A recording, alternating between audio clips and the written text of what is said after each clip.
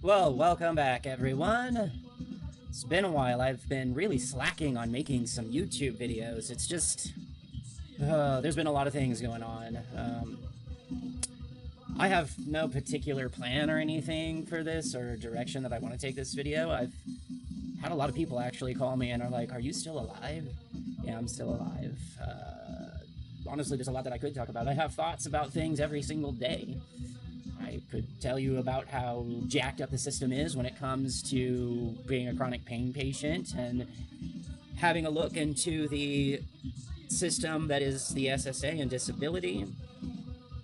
And these are the issues that, really get to me, actually, is what's happening to chronic pain patients in lieu of the opiate epidemic. There is no reason to throw chronic pain patients under the bus or it'd be seen as collateral damage because of the opiate epidemic. We can do harm reduction and still treat chronic pain patients with opiates at the same time. There's no reason we can't do this. It's just ridiculous. It's absurd. And Chick Mickens said to me that I was being selfish. And I've heard this before from an anti-opioid expert. They said chronic pain patients we need to stop being selfish and learn how to live in a painful body. Well, that's partly why I have not been making content, is because I've tried that. And I gotta tell you, it doesn't work. Actually, I'll tell you what happens when you learn to live in a painful body. I'll tell you what ends up happening. Some people may just lay in bed all day. For me, personally, it means sitting on the couch all day, holding my arm in agony, and struggling through the entire day to make a cup of coffee, brush my teeth, take a shower, clean out my coffee cup, and by the time I'm done doing that, I'll take a nap that lasts anywhere between 3 to 6 hours. I will sleep 10 hours a night. Sometimes only 5 hours, because, pain has this tendency to do both, right? Be like, oh, fuck, my goddamn neck. And wake up in the middle of the night from pain, you're like, you can't sleep, you just lay there I really want to go back to sleep. I'm so tired, fatigued, and exhausted. I really want to go back to sleep. Pain woke me up. Fuck. So then you get up. Like I said, I just sit there and then the pain can do the opposite. So I start getting pain in the back of my muscle spasms in my neck, and this muscle back there will go just, and it crushes the vertebrae back there. You get all these electrical zaps up my neck and across my chest. Stabbed in the funny bone, fingers feel like they're being crushed, all kinds of shit. And after a while of that, you're like, I need to lay down. And you lay down and you think, I'm just going to take a little nap. And you do this, and you think just a moment has gone by. Nope, it's not a moment. It's not even 5 minutes, it's 6 hours. You just go, holy shit, that was 6 hours, that was my entire day. That's what happens when you don't treat pain. Welcome to being a chronic pain patient. And you'll just be tired, exhausted, fatigued, and uncomfortable all the time, on top of being in pain. You will be in pain and uncomfortable 24/7. And the pain kind of flares up and goes and flares up and goes and flares up, and, my median pain level is probably 5. It'll spike up to 8, and that's when you're like, ah. Anyway, that's a big concern of mine, and I really fear for the future, and that people will not know if opioids are completely eradicated as a mechanism of pain mitigation. People will not know that this exists and how well it works to mitigate pain, and that untreated pain can kill you. And there's all these complications and stuff with all the alternative medications they prescribe out there, and no one will ever know about this, because I think the goal is to completely eradicate opioids out of existence. And to me, that just seems stupid, because it's has there ever, and in the entirety of human history, ever been a complete, straight-laced, clean society? The answer to that question is no. It's never existed. It's never been done. I don't think it's ever going to go away. I don't think it's ever going to stop. And There's a lot of ideas I have about this. Like, honestly, I think everybody is addicted to something. Everything comes with consequence, sacrifice, cost, and even being a health nut is going to come with those things. Like, as a health nut, you may never know what chocolate cake tastes like, or pizza. You know, there's sacrifice, there's price. But just being as healthy, like being 100% healthy, doesn't mean you're not going to die. You're still going to die. But it seems like these health nuts out there, they make it sound like, oh, if you're 100% healthy, you'll never die. That's not true. That's not true. Where do you guys get this crap? I swear, like, the harsh reality that life is finite seems to be a really, really hard pill for a large portion of society to swallow. Like, you're gonna die. Doesn't matter what choices you make in life, you're gonna die. And people die all the time from really bad decisions that have nothing to do with substance use at all. I don't know. I could go on and on and on and on and on about that, honestly. But the question is really, what sacrifices, what prices, what consequences are you, the individual, you personally, willing or not willing to have? That's really what it boils down to. And that's up to you. That's up to each individual out there. So, chronic pain patients being selfish. Well, chronic pain patients is a pretty hefty population. I come to find, it's like over 1 million. And you're basically saying that, like, the suicide rates have gone up in the chronic pain community by 700%. Others have gone to street drugs, which have put them in the same kind of harm's way as people with opiate use disorder who use heroin, because it's all the same. It's all contaminated with fentanyl and could kill you. This doesn't make sense to me. If your whole idea, there's so much to it. If your whole idea is to save people's lives, you're like, oh, don't do opioids because those could kill you. So we're going to take away the safest opioids and leave the worst opioids you could ever get your hands on in society. And then wonder why, instead of the death rates, the overdose rates from fentanyl poisoning going down, they went, whoop! Well, go figure, come on.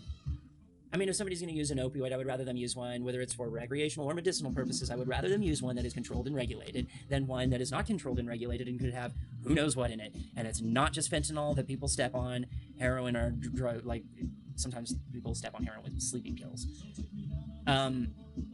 There's all kinds of crap you can find in there that doesn't need to be in there. So it's like, that's the other thing, like, people have thrown out, like, death penalty for sales, distribution, and use of drugs. Well, there are countries that do that.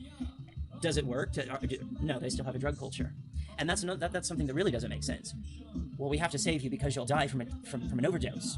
Well, first of all, not necessarily. You may not die from an overdose. The only way you're going to die from an overdose is if you take too much.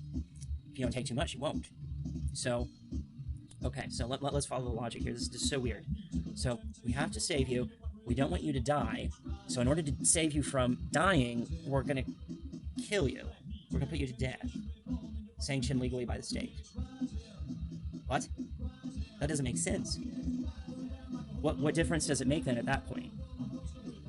Whatever. Y'all don't know what you're talking about. All these people, they don't know what they're talking about. So like they keep trying to swirl it around their noodle, like, what, this addiction thing's so weird.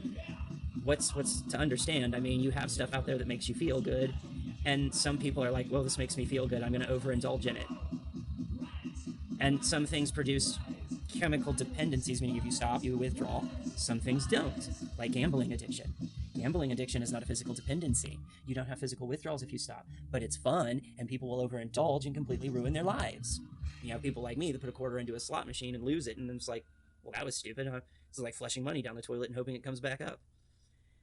This all boils down to personal choice, taste, preference. You know, there's some people prefer to be complete potheads, some people prefer to be trippies.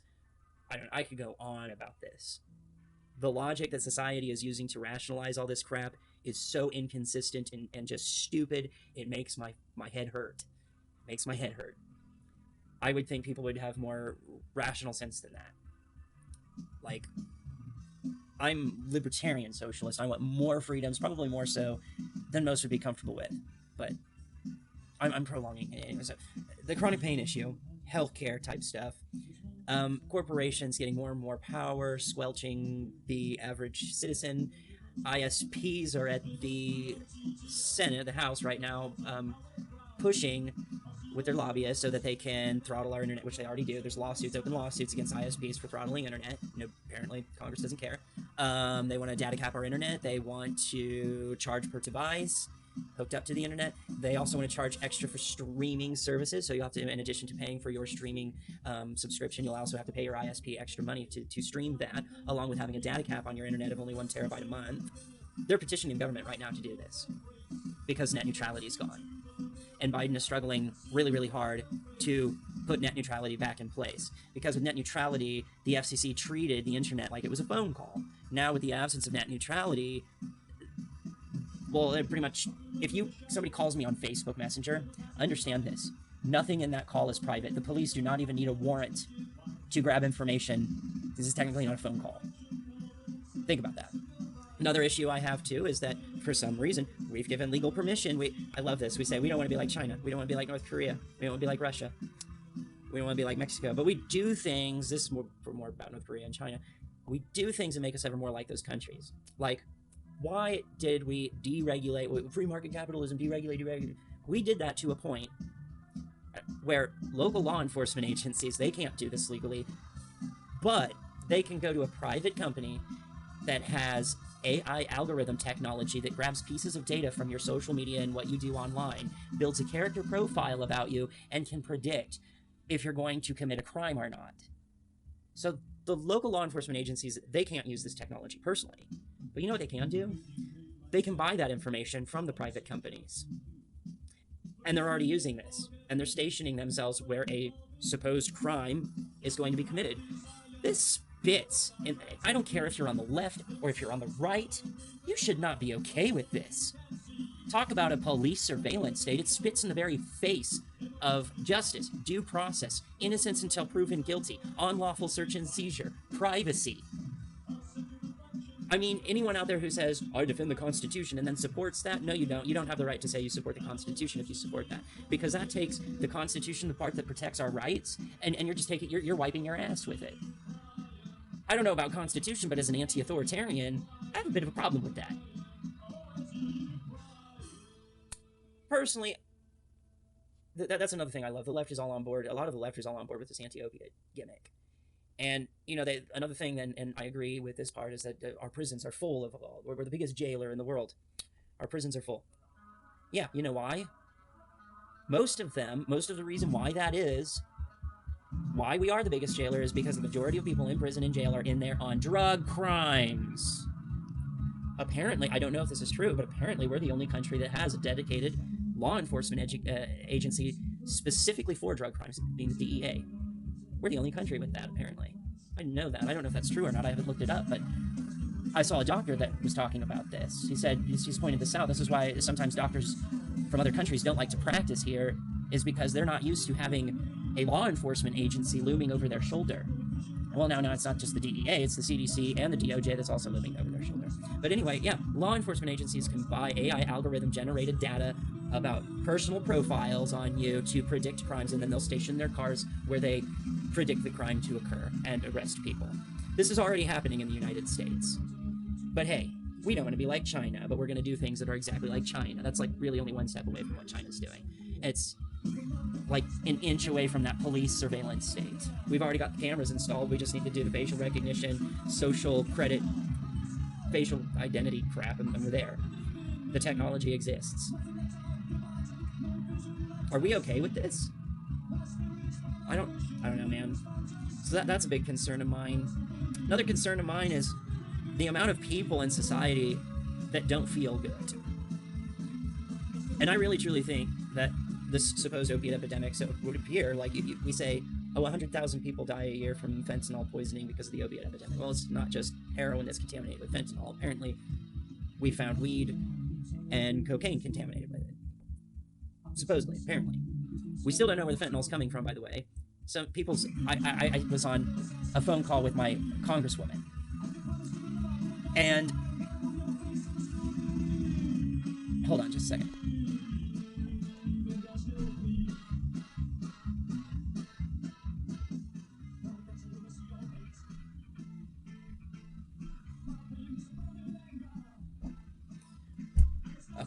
All right, so I just had to turn that down. It was too loud, but that's Wreckage, by the way.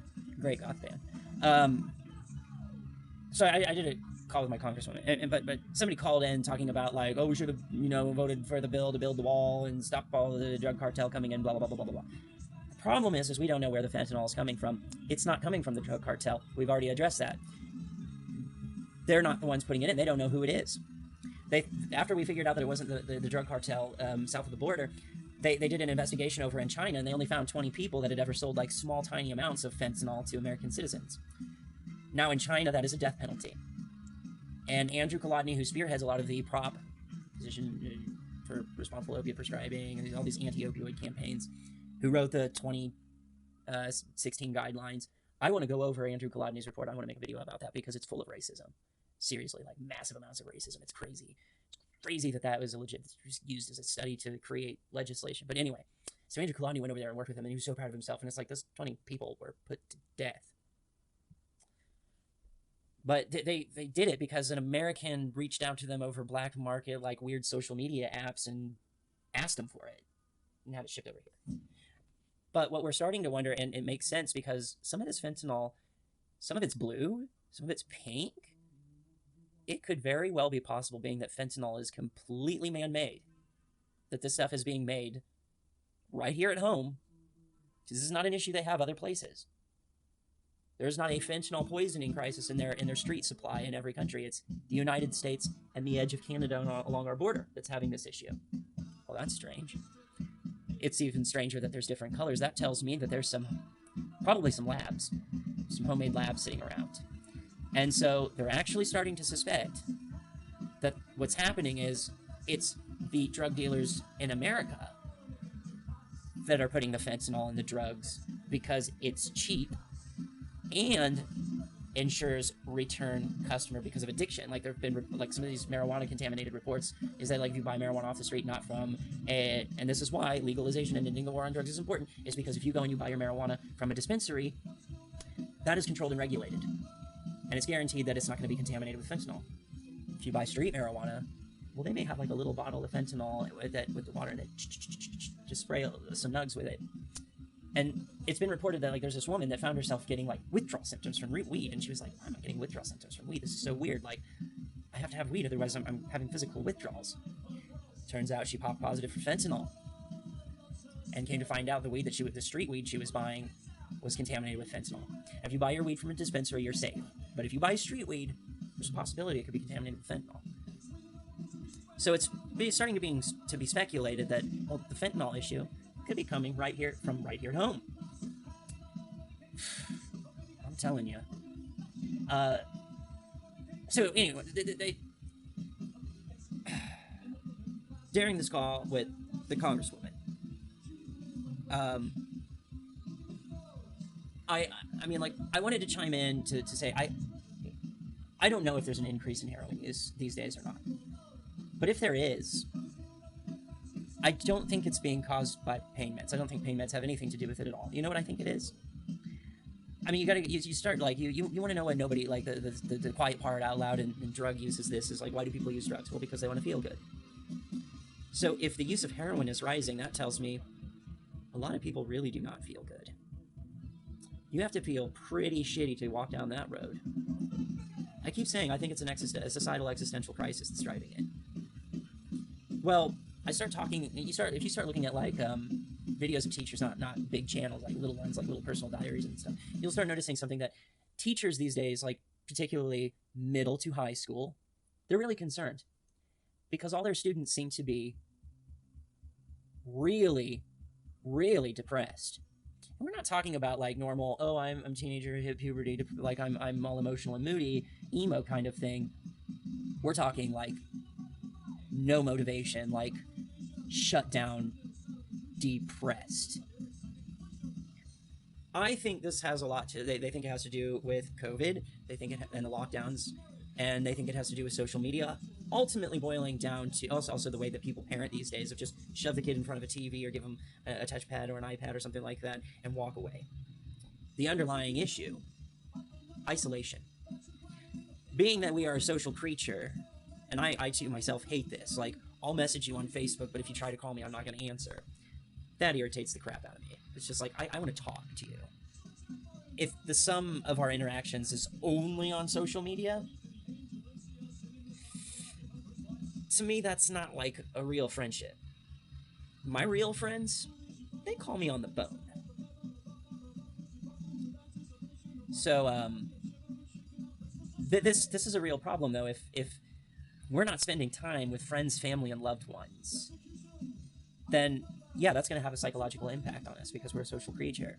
But I'm really concerned with the amount of people that are walking around with fake smiles on their face, and it's almost like there's a lot of societal pressure that you have to be happy, mental health awareness, but everybody's like disguising themselves as being happy when they're absolutely just completely miserable.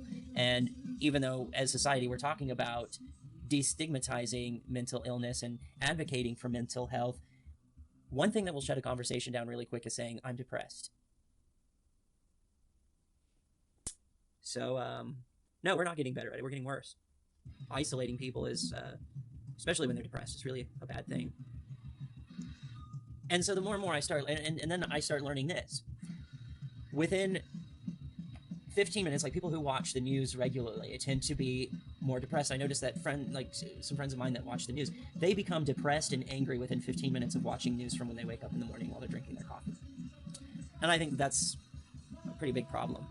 Which leads me to another thought that I've been thinking, another thing that's been mulling around in my head lately is social media political, I call them influencers. They are not commentators, they are influencers. And I see that on both the left and the right. Now, I'm inclined to watch more left-wing social media political influencers than right-wing because I agree with a lot of the talking points that the leftists have. But it does not, I am not deaf to the issue of what's going on here.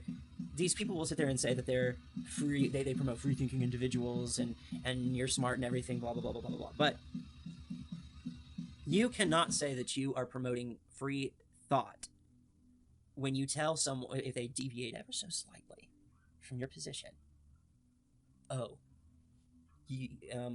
like I was thinking of examples, like let's say you're in Bosch's channel, and Bosch has jumped on this anti-opiate bandwagon. And I think it's really, really funny when somebody who says, I'm an anarchist, starts going like, rules, arbitrary rules. It's like, that doesn't sound very anarchist. I kind of wonder if he's doing it for optics. You know, like, you're not gonna get very far in being a political commentator or be taken very seriously if you're like me and like, no, straight up, the only thing that I believe is wrong is murder, rape, molestation, and I have to say that includes animals and dead bodies, apparently. And I think that should go without saying, apparently. And I'm also against battery assault of any kind, which of course I agree with self-defense, but if everyone lived by that philosophy, then you would need it. And then the misdemeanor is destruction or theft of an individual's property. I say individual's property because I have no respect for corporations. None. During the George Floyd riots, when I saw a Walmart burning, first question I asked, did anyone get hurt? The answer was no. Second thought I had was, that's good. I'm glad it burned. Yep. Yeah. But, I mean, you know, I find myself like I watch TJ Kirk, and I think TJ Kirk and I would probably get along really well because he's not afraid to come out there and say, like, I just think it should all be legal. Fuck this, you know, like, I don't know why. Like, if somebody's sitting there doing a drug, like, I mean, like, take meth. I absolutely hate meth. It's a dirty, filthy, disgusting Nazi drug. I can't stand it. I hate that crap. But, you know, if somebody's out there using it and they're having the time of their life and that's what's giving them quality of life and that's what's making life worth living to them, who the hell am I to come and go, no, I think that stuff is horrible and bad, and knock it out of their hands? You have to live more like me. Well, I can't guarantee that my lifestyle, while it makes me happy, will make that person happy. And then they throw out the people in society throw out the whole death thing. Oh, but you could overdose. Oh, but it's bad addiction. Blah blah blah blah blah blah. Well, I mean, you know, like that just comes with life. I mean, I saw a report where a teenage boy ended up dying because he used NSAID cream to masturbate with. And from the report that was given, that sounds like it seemed like a pretty horrifying death. Back in the day, I remember there was a news story that hit the papers about some teenage boy who suction cupped a plunger to the bottom of the bathtub and was trying to use it as a dildo while taking a shower, slipped and fell, and impaled himself. So, I mean, are we to put warnings on everything every time these things happen? Like, we should start putting on plunger warning, do not use this dildo, can result in self-impalement. You know, it's just, sometimes it feels like people are trying to bubble wrap the world, and they're trying to create a society that is free from tragedy. Never gonna happen. Part of existence is that one day you will not exist. Sorry. There are people that are born into this world immediately that have leukemia or lupus. There are children with leukemia. They're dying. How's that for tragedy? It's not due to any decision, it just happens. But there's other decisions that are made at driving. If you look at the top 20 deaths in the United States, it actually has nothing to do with substance use. It's stuff like heart failure, high blood pressure, diabetes, stroke. These are the top reasons for death in the United States. Like the top 20 is all that type of stuff. And if you look at the top 20 reasons for death in the United States, you walk away with the conclusion like the majority of deaths is really due to people falling apart from old age and bad diet. That's your number one killer in the United States. And the other thing that gets me is, okay, like let's say this 100,000 a year is accurate in the opioid deaths. Well, according to the CDC, 205,000, I think, could be 204,000 people die a year from renal failure. You know what causes renal failure in a lot of people? Long-term use of NSAID medication to manage pain, chronic pain.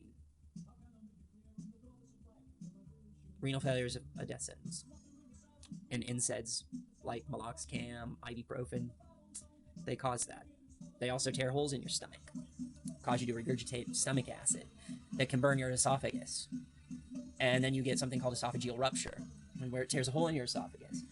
And blood and stomach acid can leak out of that hole and start burning and destroying your internal organs, and it can kill you.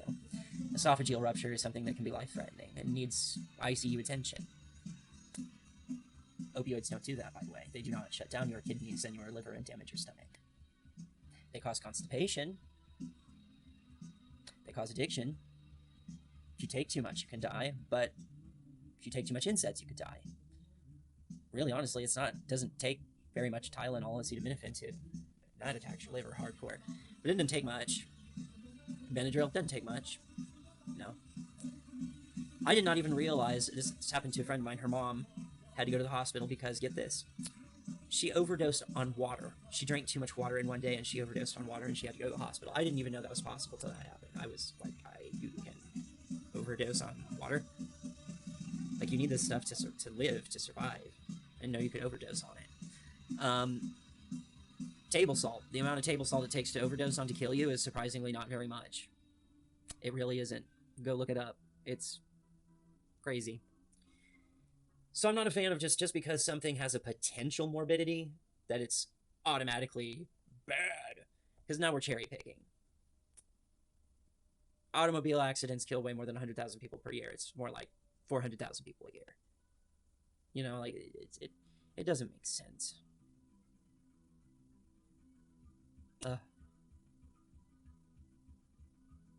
Back to the political influence. So yeah, Bosch has jumped on that bandwagon, and here's the thing. So like, if you go in his comment section, you go in there, you're a staunch leftist, you know, like, and you say like, well, you know, I disagree. I think the war on drugs is stupid. It needs to end. We're imprisoning way too many people.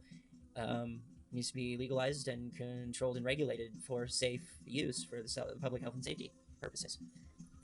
And we need to get better at offering harm reduction. That would be part of it, is offering safe supply. That is something that DULF, which is a group of anarcho-punks in Canada, stands for Drug User Liberation Front, wants to do, is replace the contaminated supply with a safe supply. So what they do is they order the drug, they get the drugs themselves, they get it in the country themselves, they test it for fentanyl, comes up negative, they put their seal that says DULF on it for improvement, and they would a gram a piece, and they give it away for free to drug users, so they don't die from fentanyl poisoning. That's pretty fucking punk rock. That's what an anarchist should be doing, is like, we got all these people dying from fentanyl poisoning, okay, let's give them a safe supply. That's something we could do. We're never going to do that here in America, not here, it's never going to happen. But, so like, let's say you're wrong. What are you, a liberal? What are you, a libertarian? What are you, right-wing fascist? I mean, all you got to do is just disagree on one thing. Same with the, you know, like the right-wing, Bishop Hero, blah, blah, blah, blah, blah, all that. Same thing. You know, like, and I cannot believe this, you know, like Barbie, we're making Barbie, it's a movie about a doll, into something political when rent rates are going up 46%, ISPs are petitioning the government to basically racketeer the crap out of us, price gouge the crap out of us, establish localized monopolies across the United States. We got patient abandonment, we've got reduction in healthcare, we've got all this stuff going on. And you've got, you know, Ben Shapiro, blah, blah, blah, blah, blah, blah, blah, all them going like, Barbie was so woke. You know, I don't know that it is or it isn't. I think it's just a movie. And I think if you don't want to watch it, don't watch it. Not everything has to be a political statement. Maybe Barbie was meant to go either way. I don't know. It's just a movie. I'm not trying to sound like you on head here. I'm just saying not everything needs to be politicized. You can be a right-winger and go and watch Barbie and enjoy it. Likewise, you can be a leftist and go and watch Barbie and go, this is absolute crap. It's a movie. It's subjective. It's taste. Lately, I don't know if it's age, but I have not seen a movie in a long time that's really, that I've felt is really worth watching or good. Like, most stuff that comes out today, personally, I'm like, this is crap. It doesn't have anything to do with Ariel's black. No, I don't care about that. I don't care. I didn't watch that movie because I'm a grown adult and I don't want to watch The Little Mermaid. You know, that's a kid's thing. I don't want to watch it. That doesn't sound good. I kind of want to see the Barbie movie because it looks funny, but at the same time, I think I'm going to be just sorely disappointed. And I don't know if it's my age, if I'm just growing like more callous and as I've gotten older, but just a lot of movies that have come out have just not been interesting to me. They don't look interesting. I don't know. But see, that's a personal taste, choice, and preference. But I mean, you got these political commentators, like if you say this in Ben Shapiro, like if you're a Ben Shapiro and I or Tim Pool follower or whatever, and they're talking about this, and you go, well, I watched the Barbie movie and I thought it was pretty good. Oh, you drank the woke Kool-Aid. Can't just enjoy a movie? Really? Yeah, that's totally advocating for free thinking, right? It's more like, you know, they're standing up on their little pedestals and they're saying, I need you to be an independent thinker exactly as I tell you to be. You notice on here, like, you're dealing with the real McCoy here. I'm not somebody that's saying I'm an anarchist, libertarian, socialist for clout. I live my life as such. I do what I want. Sometimes society gets to me and it affects my decisions, but for the most part, I just try to ignore it. Now, there are aspects of where I do have to work within the system. Before I was disabled, yes, I had a job. You know, I had to have a job. I had to make money.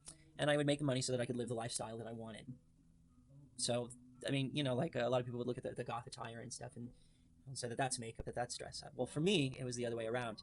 You know, like going into work when I was in management, the costume was the suit, was the button-up shirt with the tie and the pleated pants. That was the costume. The pale face powder, black eyeliner and lipstick and black clothes and strange dress, that wasn't the costume. That was the real me. The costume, the stage performance was when I was on the clock. And when I get off the clock, it's like the real me would come out. The performance was over. So I get my money so I can live and be as I want to. Yeah. But the reason why I have a problem with these social media political influencers is that it's turning into, it just seems like we're dehumanizing each other. And I mean, I gotta tell you, most right-wingers that I talk to are not as extreme as these right-wingers that are on YouTube. Some people say, well, they're saying the quiet part out loud, and it's like, well, I don't know. I don't think my grandparents are racist and homophobic. They're Republican, they're Christian, they're conservative, but I don't think somebody who's homophobic, at least trying to not be, would sign the marriage license of their gay grandson, which is more than what my dad did, and he's not homophobic. He basically just sold his 2 sons out for pussy. Sorry to be blunt about it, but that's something my brother and I talked about when he was still alive. He is now dead. All I got was a congratulations text message.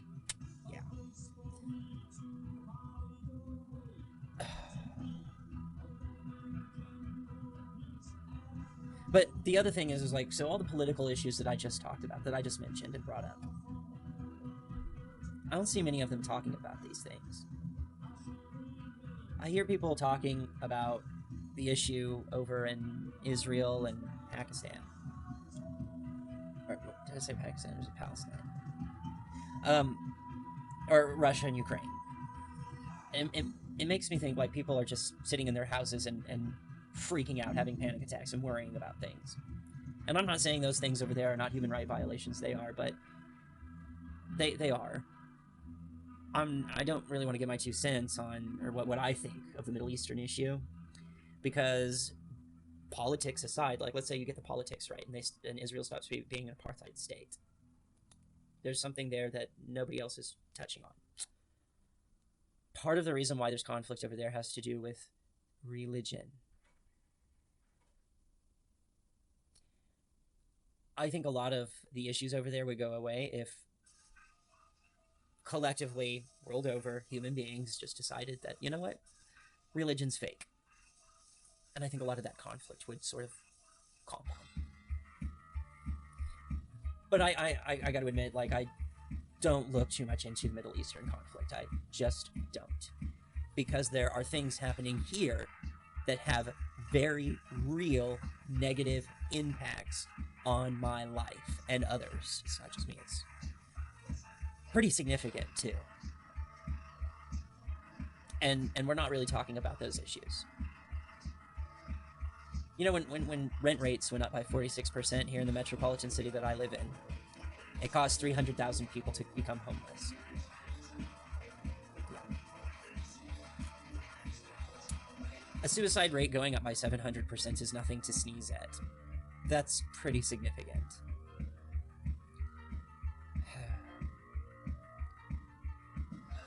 So I find it curious that with a lot of the online political personalities, like, these people don't seem like someone you could actually sit down and have, like, just be a normal human being and have a normal conversation with when you're politicizing a movie about Barbie dolls. It's kind of depressing. And I think that's another reason why they think that teens in middle school and high school, why they think that they're so depressed, is that everything is doom and gloom. If you're on the right, the left is out to take over the entire United States and destroy us. And if you're on the left, the right is trying to take over the entirety of the United States and destroy us.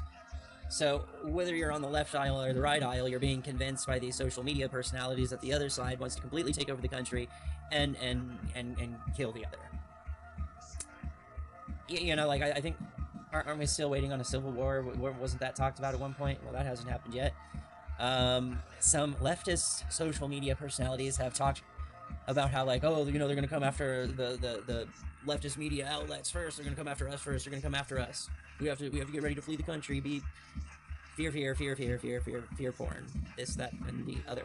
But very seldomly do I hear people talking about how local and federal law enforcement agencies have access to your medical files. Because of the opiate epidemic, this was primarily targeted at chronic pain patients who are prescribed opioids for pain. But what a lot of people don't realize, it's not limited to. And no, it's not just benzodiazepines. And no, it's not just Ritalin and Concerta or Adderall either. You know what else the PDMP and Nartrax covers? And I've tried to warn the trans community, and I've tried to be a good trans ally and warn them about this. Hormones. Hormones are also tracked by that. You will get red flagged as a drug seeker if you go to the pharmacy and pick up your meds and pay with cash. But because of the PDMP and Nartrax, local and federal law enforcement agencies have access to your medical records, what doctor you go to, what they're treating you for, what medications they're prescribing, the pharmacy you go to, whether you pay with cash or card. They have access to all of that. It's a true story. And we're okay with that, I guess. I don't think we should be okay with it. I don't care if you're on the left or the right. The only way that I see anyone being okay with that is if they're okay with authoritarianism. If you're an anti-authoritarian, liberal or libertarian, left or right, you should be against that, regardless if you're on the left or the right. If you're libertarian, you should be against that, period. That's very authoritarian.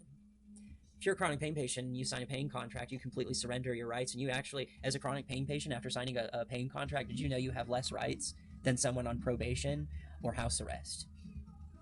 I'm not kidding. You will get random calls for random pill counts. You will have to do random UAs that you have to pay for.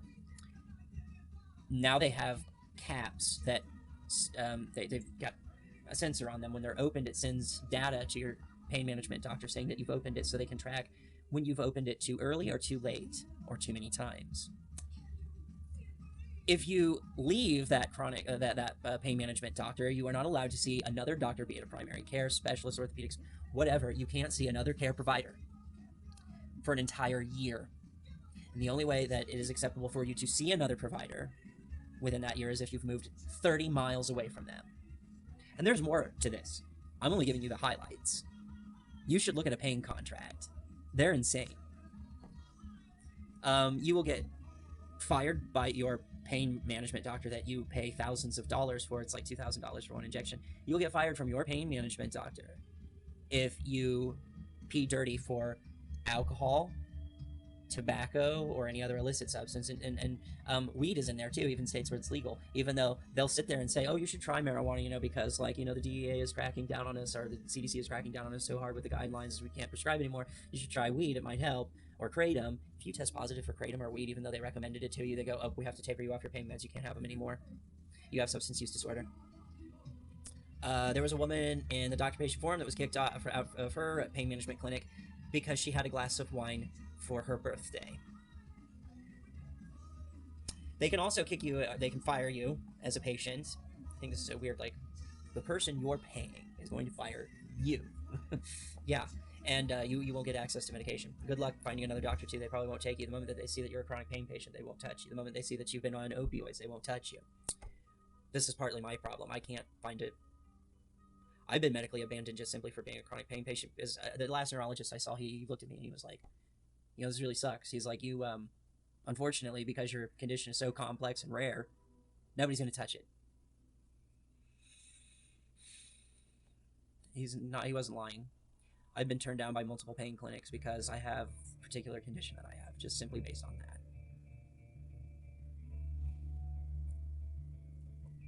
So anyway, the local and federal law enforcement agencies have access to your medical files. There's the whole, we're going to buy AI algorithm generated stuff for local law enforcement to try to predict crime. That's like police surveillance state type shit. You have so much deregulation occurring that apartment complex, or just companies that own rental properties, this entire area, they raised all of them. This whole area, like across the board, have raised it 46%. ISPs are petitioning the government to do whatever they want. It's not going to benefit any of the civilians, the citizens. The only thing it's going to benefit is the ISP companies. Nobody seems to care about that. And then what the Supreme Court did with that case, with the fake website, fake gay couple, everything about it was fake. It was all made up. It was all took it to the Supreme Court, and the Supreme Court ruled in favor of a hypothetical case. I don't care if you're on the right wing or the left wing. And see, that's the thing. My grandfather, he's a Republican. He's very, very deep into politics. He admitted to me that was crazy. Because you have to think, what kind of legal precedence does that set?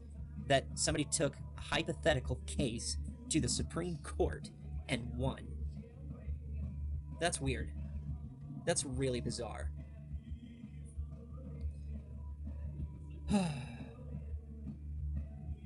So I am really concerned about, like, well, I'm not concerned, but I want people to realize, I hope they realize what these political influencers on social media are. It's like, I mean, take it with a grain of salt.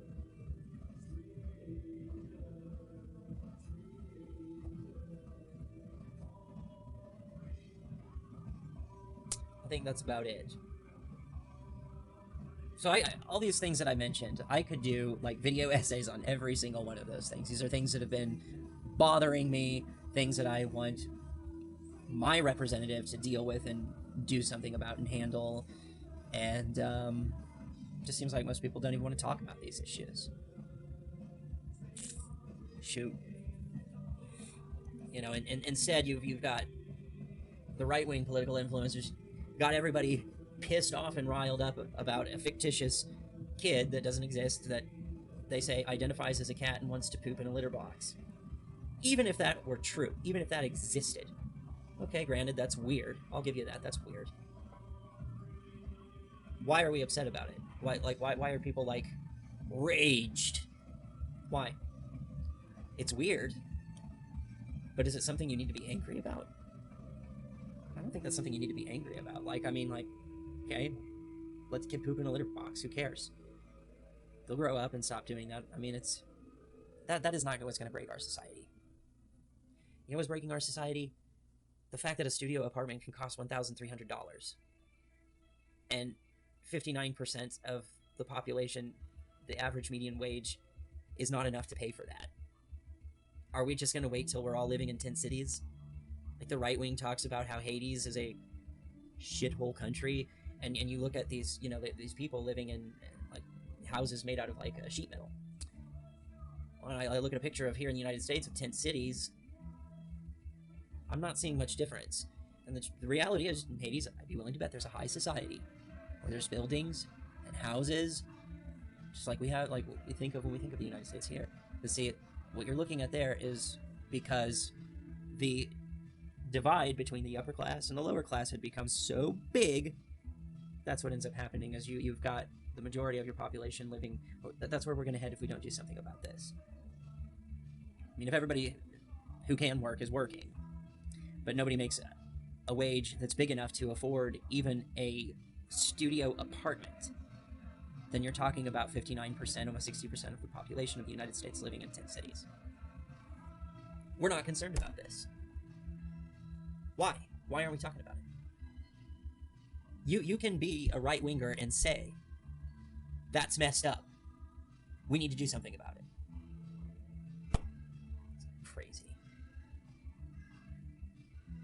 You can be on the left, and this is totally me, and say it's wrong to profit off of addiction, but, and there is an issue with contaminated street supply of drugs. We need to do something about that, with harm reduction, and we can do that without taking away chronic pain patients' access to opioid medications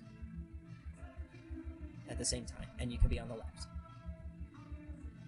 Someone thought I was a right-winger because of that simple position that I think chronic pain patients should have access to opioid medications. Like, what? Why do you think I'm on the right wing for that? Personally, somebody's going to profit off of it, as I pointed out in a previous video. We live in a hyper-aggressive capitalist society, so it doesn't matter what you do in this country, someone's going to make money off of it. But what many people failed to realize is that for pain management, opioids were the cheapest and most effective option. Yeah.